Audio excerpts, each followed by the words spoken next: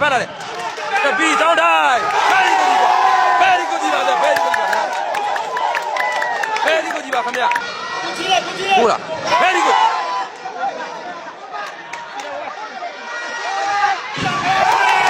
ရိုးလေးပါဗျာချင်းမင်းရိုးလေးပြီးကြသွားတယ်တယ်လည်းခါတော့ကိုလေးတက်ပြီးတောင်းတိုင်းခွဲကြည့်ဟောလိုက်ပါဗျာတော့ပြီးဘယ်လိုရှာမလဲကြည့်မယ်ဟုတ်တယ်မဲဟုတ်တယ်ဟုတ်တယ်ကြောင်းတယ်တာခုတက်ပြီးတောင်းတိုင်းဘာလုပ်မလဲဟိုးနောက်ပတ်သေးတဲ့စားတယ်ဘယ်လိုတက်မလဲရှိန်လေးကြောက်တော့စိတ်တော့ခါတယ်တက်ပြီးရှေးကြီးဘာလုပ်မှာဟာကိုလေးတက်ပြီးရှိန်လေးကြောက်တော့ဘာလုပ်မှာဟိုးကျွန်တော်ဒီပြည့်တဲ့ရတော့အားကျုံတယ်အားပေးနေသိုးကြီးဗျမျိုးလေးတာရဖက်ရတယ်ကိုလေးတက်ပြီးကြောက်တော့ဟုတ်တယ်ဒါရပြည့်တဲ့ဟုတ်တယ်လားကဲမြန်မာစတင်လို့တမတ်ရရှိတာရလက်ကီးမက်လေးရရှိတော့တယ်ကဲကိုရထိုးမယ်ဖိုက်တော့အပေါဝီလားကဲဟိုတဲ့တင်းကောင်းတော်ပြီးပြီအတင်းရဲ့ကောင်းတော်ပြီးပြီဗျဝဲဥစားမှာမနမပြောင်းရှာထားခဲ့တယ်နော်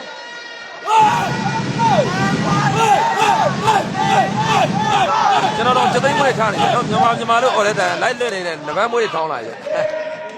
အောင်ကြီးကပြီးမွေးပါကန်းဆိုပြီးတော့ဟုတ်ကဲ့မင်္ဂလာပါကဲဒီမှာရလက်ကဇီတူနဲ့တာစီနဲ့ထိုးရိုးလေးဖမ်းလာတယ်ကိုယ့်ကိုတဲမယ်ကြောင်းတိုင်းဘာလို့မလဲကြောပြီးတော့ဖတ်ချတယ်ဘောကွာဒီကတ်ကြပါနော်အပေါ်နဲ့ပဲဖတ်တယ်ရိုးလေးဟုတ်ပါလေဗျာနော်ကဲကျွန်တော်တို့အခုဒီမှာတော့3မှတ်0နဲ့ဥဆောင်နေတယ်ကဲကိုရတဲ့အမှတ်မိုးနေပြီဗျာနော်ဘယ်လိုအမှတ်ဖတ်ရှာမလဲကြည့်ကျွန်တော်ထင်တာတော့ဒီလုံးနဲ့ဖတ်ပေါက်ပဲထင်တာပဲပေါက်ပြီမပေါက်ဘူးဗျ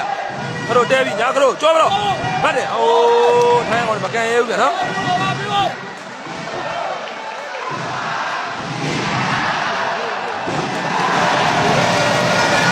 ကျွန်တော်တို့အခုချိန်မှာတော့1မှတ်3မှတ်နဲ့2မှတ်သားကြီးဥဆောင်နေတယ်ကဲဒီပုံစံနဲ့လည်းစိတ်ညစ်ညစ်သွားမယ်ဆိုပထမပွဲကအသာတိရသွားပြီလို့ကျွန်တော်ထင်တာပဲနော်ကဲတမတ်3မှတ်ပါဗျာနော်ထိုးပြီးနံပါတ်9ဟာပိုက်တော့တော်သေးမျိုးလေးကောင်းနေဗျကိုတက်ပြီးရှိန်လေးကြောပြီးတော့ဘာလို့မဟိုးဘောဘောပြန်သွားတယ်ဗျာနော်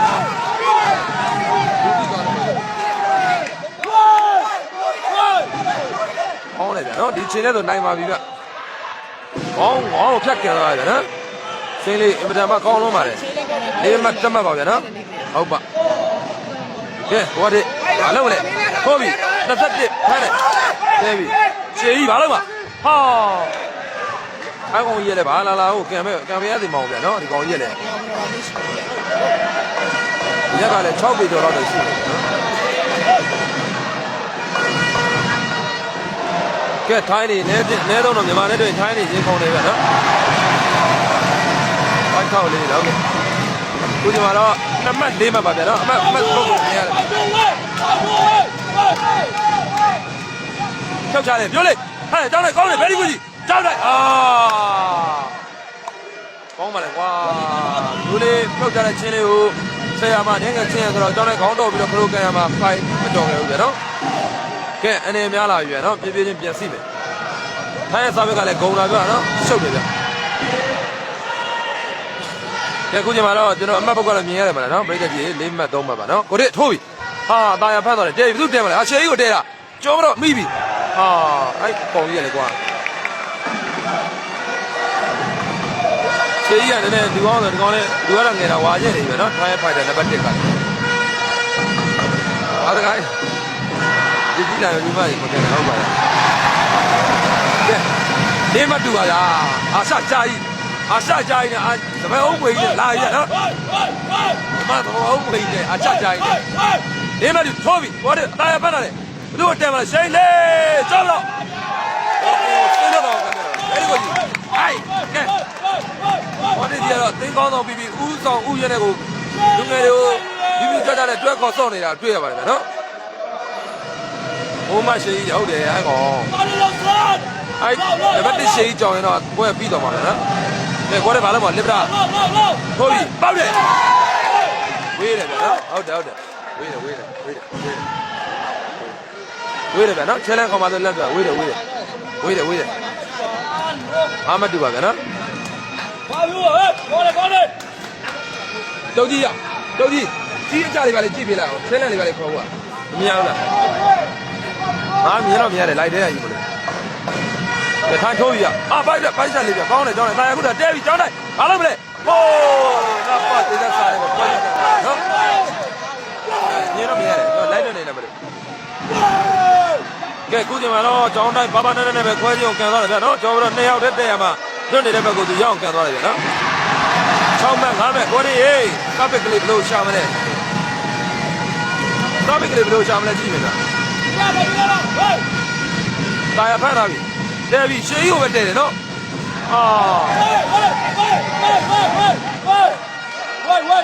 ကျွန်တော်တော့မသိတာနော်ကြာလာဝေးလာမြင်လိုက်ရအောင်နော်ကျွန်တော်လည်းမမြင်လိုက်အောင်ရကူချင်းနေပြောဟုတ်ကဲ့ရကူကကျွန်တော်တို့အခုမြန်မာနိုင်ငံည7နာရီမ4နာရီ9နာရီကိုမှဒီပွဲပြီးရင်ကျွန်တော်တို့300ကျရကူပဲပါနော်အိန္ဒိယအသင်းနဲ့ခန့်ပါပါနော်အိန္ဒိယအသင်းနဲ့ကွာတာဖိုင်မှာခန့်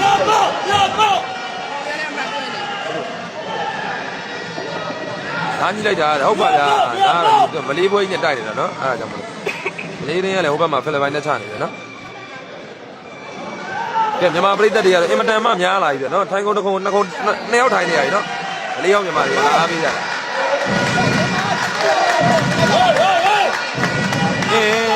ကြားတယ်ဟုတ်တယ်ကြားတယ်နှမျောတယ်နော်အဓိကကြည့်ရတော့မိုက်ဆယ်လက်ကရှုံးတော့တာကဲအမတ်တူဗျာ6မှတ်တူ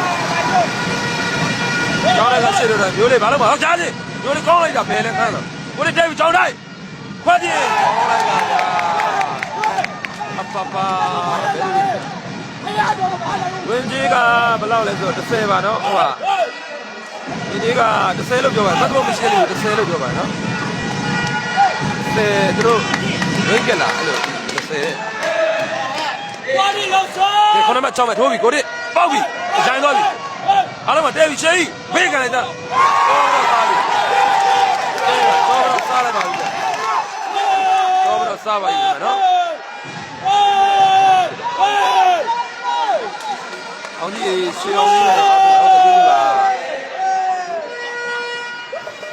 လေးချကောလည်းပူမှာပါဗျာနော်ဟုတ်ပါတယ်ကြောဘတော့တလုံးကျောင်းတိုက်ရဲ့ကြောကိုမှန်ပြီးတော့တမတ်ရရှိသွားပြီ10မှတ်6မှတ်ကဲ6မှတ်10မှတ်ကိုကျွန်တော်တို့6မှတ်10မှတ်ကိုရစီတိုင်အောင်ဗျာနော်အင်းလိုက်ကြတော့လှုပ်ထက်ခိုးကြည့်ဟုတ်ကဲ့ကျေးဇူးပါဗျာနော်ကဲဒါကခွန်ထိုင်ထိုးပြီဘာလဲဘောလုံးကြီးဦးနေလားအဲ့ဒီဦးနေပါပြာခတ်တယ်နော်အဲ့ဒီချွတ်တယ်ဗျာ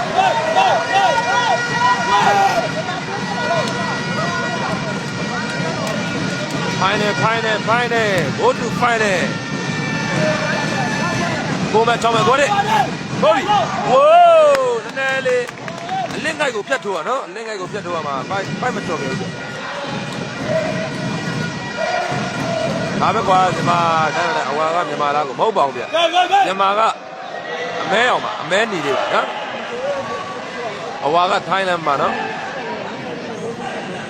ပထမဝက်မပြီးတော့ဘူးအခုပထမဝက်9မှတ်9မှတ်နဲ့ရတိတာမနော်တို့လေးဖတ်လိုက်ကွာလေဘုသူတဲမှာကြောင်းတာကြောပြီးတော့အပေါ်ကချိန်သွားတယ်လာပါပဲနော်ဟုတ်ကဲ့ပါဝေးလို့လာမရဘူးဗျာညီအင်္ဂါကြည့်တော့ကြောက်ကော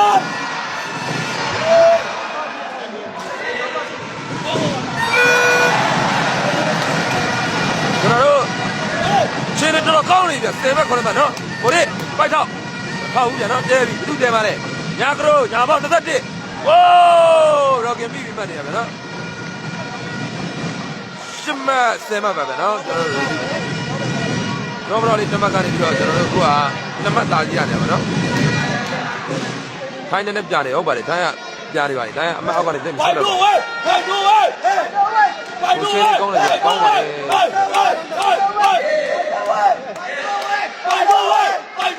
ဆက်ငါဝင်စားပြီးထိုးပြီပြီးတော့မျိုးလေတာရဖတ်လိုက်ကိုတဲ့လိမ့်လေဟာကြောမတော့ဟာ ပါပြီကွာโอ้ရှင်းလေးကြော်ပြီးတော့ဘုတ်ဘေးကပုံတန်းလေးဒီစင်သွားတော့နော်လစ်ဗရာတိုင်းကလစ်ဗရာ20ကတက်ကုန်လိုက်တယ်ဗျ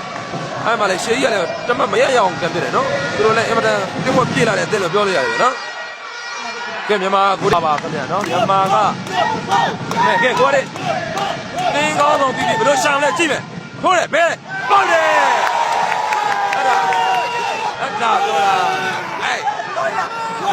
ဒါပြောတာနော်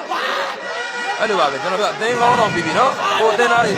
မှတ်သွားတဲ့အတိုင်းကကိုမှစပင်းနဲ့တမတ်ရအောင်လွယ်ကူပြန်ရှာပြီးလိုက်တယ်ပဲနော်စနမကိုပဲပါနော်ဘယ်ကတော့မဟုတ်ပါဘူးနော်ကဲထိုင်းစားပဲထိုးပြီဝင်သားပဲအသားရပဲမျိုးလေးဖမ်းလာတယ်ကိုတစ်ချောင်းတိုင်းတဲလာပြီကျော်ဘရောဟာကျော်တော့ပြီးပြန်ပြီရှေးကြီးတဲပါသိတယ်ကဲကျော်ဘရောမိုင်းလိုက်တာပူစီယာကျော်ဘရောတွေနှလုံးရှိပြန်နော်အစားနေတာနှမျောတွေကကောင်းလိုက်တယ်အင်မတန်ချင်းလေးကန်တာတစ်လုံးကြောင်းတိုက်ကန်တာတစ်လုံးဒါပေမဲ့ဒီကျော်ကြီးတွေကိုအပေါ်ကထွက်ဖို့ဆိုတာလည်းမလွယ်ဘူးပြန်နော်တက်နိုင်တော့အစင်ကန်ဖို့ပဲဖြစ်နိုင်မယ်ထင်တယ်ဗျကဲစားပဲတစ်လုံးရတာမှနှမျောစရာပဲနော်ကဲပါကလပိုင်းလေးလိုက်7မှတ်7မှတ်မလေးရတာနော်ဒီမှာလည်း7မှတ်7မှတ်ပြအမှတ်တွေတော့မကွာဘူးကဲခေါ်တယ်ဘာလုပ်မလဲဝေးကျိုးသားတယ်ဗျနော်အမှတ်ကိုရင်းထိုးတယ်ဗျဟုတ်တယ်ကောင်းလေးဘယ်တော့ခင်ပြီးဖို့တော့မလွယ်ဘူးဒါအမှန်ပဲဗျနော်သူစားတဲ့ယောဂပေးနိုင်တဲ့အနေအထားတစ်ခုမှာဒါဘတ်ချောက်ရှာကြည့်ရပါတော့7မှတ်တူနေတယ်ဗျကဲရစီနဲ့အမှတ်ရအောင်တက်သွားလို့ဒီတော့ဖြစ်တယ်ဗျကဲခွင်သားပြထိုးတယ်အသာရပဲမျိုးလေးခေါင်းပန်းလာဟာကိုရဲလိုက်တယ်ပြီဘသူကံမလို့အကြောင်းတိုက်သွားပြီဗျာမိုက်တယ်ဗျအနေများတယ်ဗျနော်စတိတ်ပြတော့တယ်တင်းနေငယ်လေးနှိမ့်သွားပြီးတော့လယ်မှာရောက်တဲ့ဒေတာတစ်ခုမှာဖိုက်တာ2ယောက်သူကန်ကိုကန်လို့ဘာလို့ညာလို့နဲ့ကျွန်တော်တို့ကြောတော့နေတာနော်အနေများတယ်ဗျဒီမက်ကို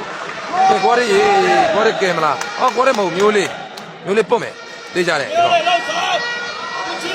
ဟုတ်လား very good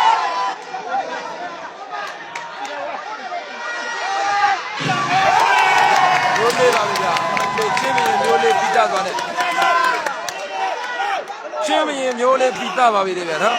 မလေးကောင်းလိုက်တာအပပပဟောဒီလိုချစ်တယ်ဟုတ်ကဲ့โอเคကြိုးစားနေပါတယ်ဟာရေး very good ဒီကွာဒီလိုကဲဒီခုံးလေးကအမှတ်တွေရောက်ကြည့်လိုက်7မှတ်တွေပြကဲဒါပဲတားရကောင်းနေတယ်ပိုက်ထုတ်ပါနော်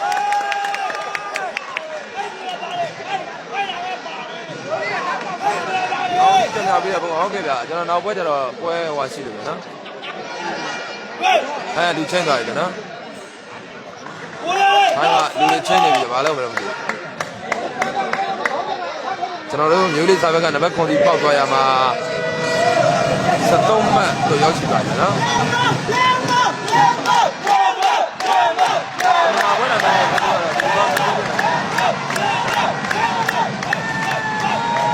ကဲဘာကိုလဲဒီကားလေးလိုက်ပြီနော်မျိုးလေးဘလူးကိုထုံးမယ်ကြည့်မယ်ဟုတ်ပြီစလေးဟာကောင်းတယ်ဗျာတာဖန်းသွားပြီရှေကြီးကြောမတော့တယ်ကန်လားဩဒီကောင်တော့ဆဲပြီးတော့မှာဒီကောင်ဘေးကိုမကန်နေနော်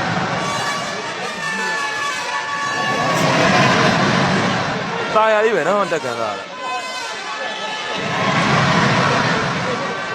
ကဲဗျာ73မှတ်တူတယ်နော်အားလုံးအမှတ်တရဒီပုံတွေကကောင်းတဲ့အမှတ်တွေနော်အမားမခံဘူးဗျာရကြီးတယ်လေရှေးကြီးနဲ့ကွဲထားရင်ကဲဝင်ထိုးလိုက်ပြီကြောင်းတိုက်ခေါင်းသားရတောက်တာလေဘယ်သူတင်ပါလဲကြောင်းတိုက်ကြောင်းတော့1 2 3အိုးဘေးကိုစစ်တော့တာကောင်းလိုက်တာကြောင်းတိုက်ရဲ့ဘယ်သူကြည့်လားကဲအတင်းသားတွေရတာဒီချိန်မှာလုံးဝ very good ကြည့်တယ်နော်ကဲစလေးမဲ့3မဲ့နဲ့ရကဲပါလေ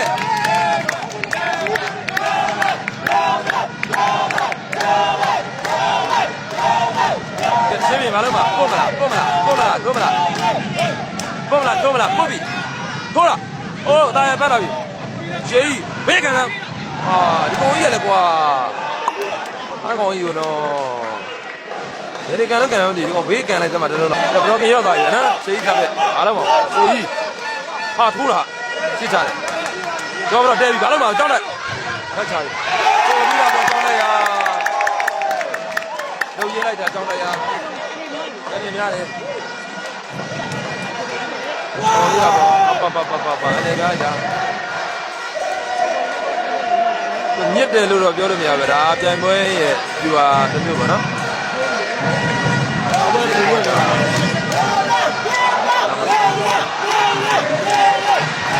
ကဲမျိုးလေးထိုးမယ်ကိုဘီမိုက်တာမျိုးလေးမိုက်တာမဟုတ်တယ်ဘယ်တော့ရှိရတိုင်းတောင်းတော့မဟုတ်တယ်မကိုကမှာကဲစလေးတို့ပိုက်တို့ကွာရစ်ချတာပဲတဲပြီဘယ်လိုလုံးမှာတော့ဟိုရပါဗျာတော့တော့မတက်ပဲ2ယောက်တည်းကမှလွတ်ထွက်သွားတယ်နော်16万的马路，来了这么多马路。ကဲရွှေမြမဟ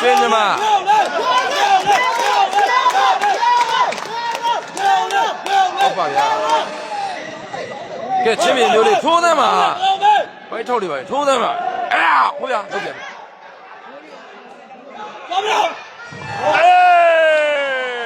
အနေများကောင်းလိုက်ရပါမဟုတ်ဘူးဘက်တော်ကောက်ဒီဘက်ကနေချက်ကောက်သူတို့ကလည်းအနေများတယ်လို့ကိုလုပ်တယ်နော်ကဲဗျာဘယ်တော့ရင်ကုန်စရာကောင်းလိုက်မလို့ဗျာ16တူကျွန်တော်တော့ရင်ကုန်မှုတွေပဲဒီမှာပေါ့နော်ကျွန်တော်တော့ကတော့ AG game မှာအင်ဒိုနီးရှားမှာ16တူနဲ့ ready ဖတ်တယ်တဲ့အချိန်မှာမျိုးလေးနဲ့ကျွန်တော်လည်းအရင်ကရင်ကုန်ခဲ့တဲ့အမှတ်ကလေးပေါ့နော်နိုင်လိုက်လို့ကတော့ဘယ်လောက်ရတာရှိတယ်မလို့ဗျာနော်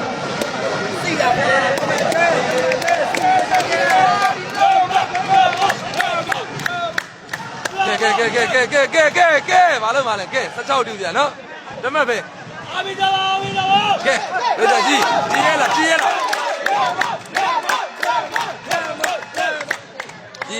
လားအဲ့ကောင်ဘိုက်တဲ့တွေ့တော့အဲ့တဲ့တွေ့ဘိုက်တဲ့တွေ့တော့ကြီးရဲလားဟေးตาရတော့တာပြီตาလေးပဲဖတ်တာလေတက်ပြီးတောင်းတိုင်းဘယ်ဒီကိုကြီးပါဗျာဘယ်ဒီကိုကြီးပါခင်ဗျ